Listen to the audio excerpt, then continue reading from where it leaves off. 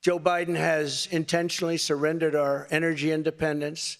There is no longer even a thought of dominance, and we are now begging for energy help from foreign nations, many of whom find us detestable. Our southern border has been erased, and our country is being invaded by millions and millions of unknown people, many of whom are entering for a very bad and sinister reason. And you know what that reason is. We will be paying a big price for this invasion into our country for years to come. Hundreds of thousands of pounds of deadly drugs, including very lethal fentanyl, are flooding across the now open and totally porous southern border. The blood-soaked streets of our once great cities are cesspools of violent crimes, which are being watched all over the world as leadership of other countries explain that this is what America and democracy is really all about. How sad. The United States has been embarrassed, humiliated, and weakened for all to see.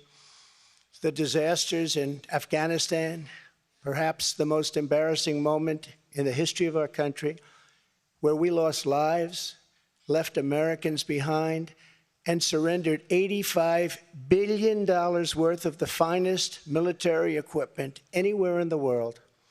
And Ukraine, which would have never happened if I were your president, are something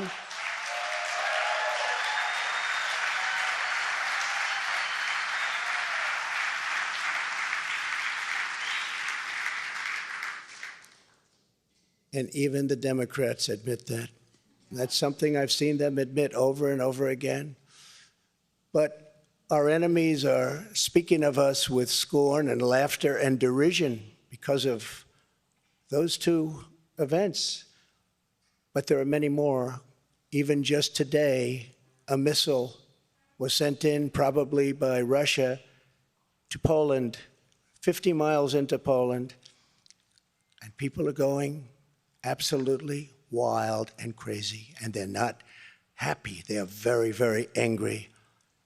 Now we have a president who falls asleep at global conferences,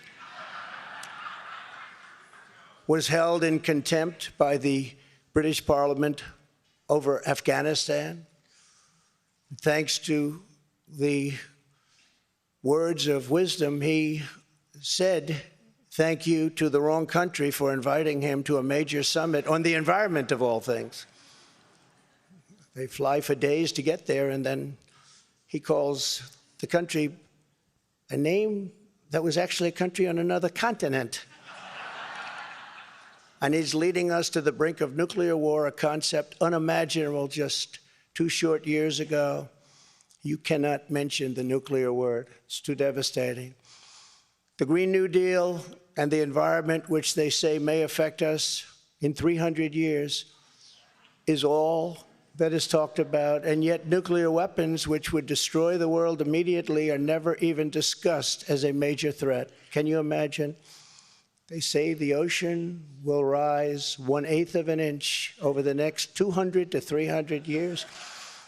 But don't worry about nuclear weapons that can take out entire countries with one shot. Something is wrong with their thinking. Under Biden and the radical Democrats, America has been mocked, derided, and brought to its knees, perhaps like never before. But we are here tonight to declare that it does not have to be this way. It does not have to be this way.